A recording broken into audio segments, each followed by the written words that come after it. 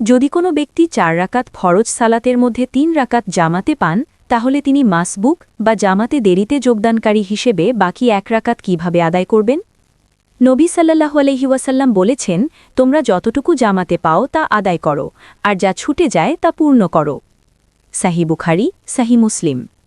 হানাফি ফিকহ অনুযায়ী মাসবুক ব্যক্তি ইমামের সাথে পাওয়া রাকাতগুলোকে নিজের সালাতের শেষ অংশ হিসেবে গণ্য করবে। ইমামের সাথে 3 রাকাত শেষ করবেন। ইমাম সালাম ফিরালে আপনি দাঁড়িয়ে যাবেন, সালাম দেবেন না। এখন আপনি 1 রাকাত পড়বেন, যা হবে আপনার সালাতের প্রথম রাকাত। ওই 1 রাকাতে কি পড়বেন? সানা, সূরা ফাতিহা, আরেকটি সূরা, ছোট সূরা বা আয়াত।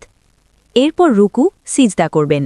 শেষে আত্তাহিয়াতু, দুরুদ, দোয়া পড়ে সালাম ফেরাবেন।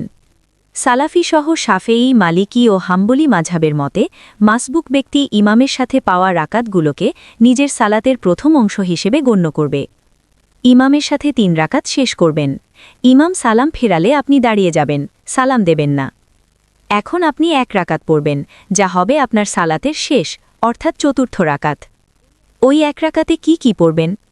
সূরা ফাতিহা, অন্য কোনো সূরা পড়বেন না। রুকু, সিজদা, শেষ তাশাহুদ, দুরুদ, দোয়া, সালাম।